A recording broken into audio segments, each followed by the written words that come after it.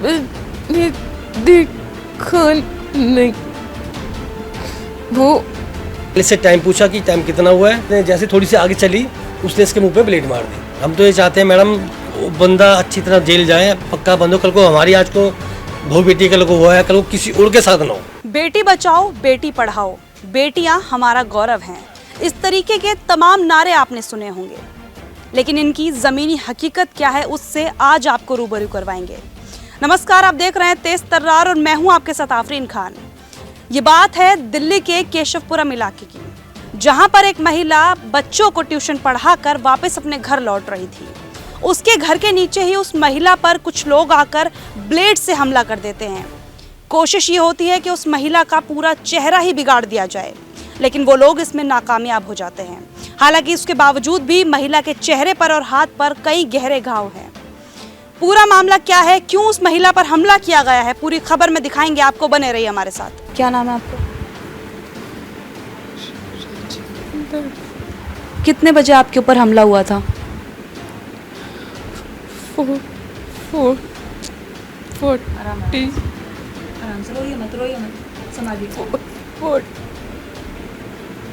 कितने लोग थे हमला करने वाले? एक ने मारा, दूसरा स्कूटी पर किस चीज़ से हमला किया आपके ऊपर? देख नहीं पाई। ब्लेड या चाकू कुछ ऐसे ही था? मैंने देखा नहीं। वो कंटिन्यूसली मारता रहा। रोइए मत, संभालिए, हिम्मत रखिए। क्या नाम है आपका? मेरा नाम अरविंदर है। क्या हुआ था आपकी पत्नी के साथ? ये ट्यूशन पढ़ाती है स्कूल में, ऑनलाइन पढ़ाती है। इसे एक बंदा काफ़ी टाइम से एक बच्चों को ट्यूशन पढ़ाती थी, गुड़गांव से था, तो उसके बच्चों को ट्यूशन पढ़ाती थी, तो ऑनलाइन पढ़ाती थी। तो ऑनलाइन पढ़ाते पढ़ाते वो बंदा जब पढ़ाती थी तो उसे पता लगा बाद में वो बंदा क्रिमिनल है, तो इस बीच में से उसका ट्यूशन पढ़ाना बंद कर दिया। तो वो बंदा इसको तंग करने लग गया, वो कह रहा जी मैडम मेरे बच्चों को पढ़ाओ पढ़ाओ पढ़ाओ। वो बच्चा कभी कभी हमारे घर भी आता था, तो हमें उस टाइम ये नहीं पता था कि बंदा वो क्रिमिनल है, वो क्या चीज़ है क्या नहीं है। तो वो घर आता नहीं, छोड़ जाता था, बच्चा पढ़ता था 1-2 घंटा, वो बच्चों को आके ले जाता था जी। उसके बाद धीरे धीरे तो इसको वो तंग करने लग गया। इसने जब उसे पता लगा कि वो क्रिमिनल है, वो जेल जाके आया हुआ है, तो उसने बच्चा पढ़ाना बंद कर दिया। तो वो कह रहा नहीं मैडम मेरे बच्चा पढ़ाओ, ये कह रही मैं नहीं पढ़ा सकती, मेरे पास टाइम नहीं है। तो उसे जबरदस्ती वो कहने लग गया कि मैडम प्लीज़ प्लीज़ प्लीज़ करके इसके धमकाने लग गया, इसे धमकी देने लग गया कि तू मेरे बच्चे को पढ़ा, नहीं तो मेरे ये कर वो कर, उसे बहुत धमकी देने लग गया था। फिर हमने इसे में बताया कि मैं उसको बच्चा पढ़ाती थी, वो मुझे बंदा धमकी दे रहा है, वो क्रिमिनल है। तो उसने मुझे बताया कि फिर मैंने इसका थाने में मैंने उसके रिकॉर्ड कराया, वो कराया, उसकी कंप्लेंट कराई। जिसकी कंप्लेंट गई थाने में, तो वो थाने में उसके फिर थाने के में वो उसका पापा, उसकी बहन, उसके मामा जी आए थे उसे पकड़ने के लिए। तो उसे थाने में बुलाया गया। तो फिर वो उसके बाद भी 2 दिन बाद फिर वो आया, फिर उसके हमने बयान लिए गए। तो उसने कहा कि मुझसे गलती होगी, आज के बाद मैं ऐसे तंग नहीं करूँगा, मेरा इससे कोई लिंक नहीं। क्या नाम है उस शख्स का? उसका नाम है आकाश पंडित, गुड़गांव रहता है वो। जिन लोगों ने हमला किया इसमें वो भी शामिल है? हाँ जी, मेरी वाइफ कह रही है वो जो स्कूटी चलाने वाला आदमी था वो वही था, जो पीछे बैठा था उसे हम जानते नहीं है। मेरी वाइफ कह रही है जो स्कूटी चलाने वाला था वो वही था। जिसने हमला किया वो आकाश था? नहीं, आकाश स्कूटी बैठा था, वो स्कूटी चला रहा था, पीछे वो कोई और लड़का बैठा था, वो उसे जानती नहीं, वो कोई गंदा सा लड़का था, मुझसे जानती नहीं है। उसी ने हमला किया? उसी ने हमला किया। पहले से टाइम पूछा कि टाइम कितना हुआ है, इसने बोला जैसे बोला इसने बोला 4:40 वो है। उसने टाइम देखते ही इसने जैसे थोड़ी सी आगे चली उसने इसके मुँह पर ब्लेड मार दी। तो इसकी हमने पहले भी कंप्लेंट की थी, उसकी बहन, इसके मामा, उसके पापा आए थे, उन्होंने माफ़ी मामला लिखा था, वहाँ लिख के दिया गया था आज के बाद ये लड़का हमें तंग नहीं करता। मैं जब भी मैंने ये कहा था थाने में, मैं सर ये लड़का जेल काट के आया हुआ क्रिमिनल है, हमें नहीं पता था, हम उसका बच्चा पढ़ा रही थी, ऑनलाइन पढ़ा रही थी। तो उसके बाद वो उससे तंग करने लग गया था। उसने फिर मुझे ड्रिंक करके मुझे फ़ोन करा कि ऐसा ऐसा है जी, तेरी वाइफ की मेरे साथ फ़ोटो उसने मुझे गलत चीज़, उसने मुझे काफ़ी गलत बोला, मुझे धमकी में देता था फ़ोन में। मैंने वो भी कंप्लेंट कराई थी, 2 महीने पहले मैंने वो कंप्लेंट की थी, वो मुझे धमकियाँ दे रहा था फ़ोन में कि नए नंबर से। तो मैं थाने में गया कि मैंने सर मुझे कोई किसी नंबर से धमकी आ रही है, मुझे नहीं पता उस टाइम ये नंबर एक आकाश पंडित मुझे फ़ोन करवा रहा है। तो मैं थाने जब गया तो उसका नंबर मैंने जमा करवाए, तो वो नंबर उस टाइम स्विच ऑफ मार दे, तो उस टाइम कोई कार्रवाई नहीं हुई थी। तो उसके बाद फिर मुझे इसने बताया कि मुझे कोई बंदा धमकियाँ दे रहा है। मैं उसके बच्चों को पढ़ाती थी, वो गुड़गांव से आता था, ऐसे ऐसी दिक्कत है, तो वो मुझे धमकियाँ दे रहा है। वो कह रहा है मेरे पास आ, मैं तेरे आदमी को मार दूंगा। कौन से पुलिस स्टेशन में कंप्लेंट की है? थाने में किसी की हमने कंप्लेंट कराई थी। आईओ कौन है आपके केस का? संजय तोमर सर। उस टाइम तो आकाश, जिस टाइम मेरी इसकी कंप्लेंट कराई थी उस टाइम वो नवीन सर थे, ऐसा ही नवीन सर थे। तो उन्होंने कंप्लेंट लिखी थी, उन्होंने लिखा गया था कि आज के बाद उसने माफ़ी मांगी थी कि मुझसे गलती होगी, मैं ड्रिंक के नशे में था, मैंने इसके हस्बैंड को फ़ोन करा, गलत बोला, तो मैंने मैडम से मेरा कोई लिंक नहीं है, मेरे पास मैडम की कोई, पहले कहते मेरे मैडम की फ़ोटो है, फिर वो कह रहा है मेरे पास मैडम की कोई फ़ोटो नहीं है, मैडम ठीक है मैं गलत हूँ, मुझसे गलती होगी, मैं माफ़ी मांगता हूँ। तो आयुष सर ने, एसआई सर ने लिख के दिया था कि आज के बाद आपको तंग नहीं करेगा। मैं जब भी मैंने कहा था सर ये तंग करता है, ये बदतमीजी करेगा, क्योंकि जेल काट के क्रिमिनल है, ये बाद में तंग करेगा। तो सर ने कहा नहीं ये मेरी गारंटी है, तंग नहीं करेगा। उसके 2 महीने बाद ही उसने नीचे घर के नीचे आके ब्लेड मार दी। अभी तक जिस तरीके से केस को देखा जा रहा है, आप संतुष्ट हैं उससे? संतुष्ट दीदी ऐसा है, हम संतुष्ट ऐसे नहीं है कि जो केस में जो धारा लगी है ना, वो धारा तो ऐसी लगी है, बहुत हल्की धारा है, जिससे वो थाने आएगा और आके चला जाएगा।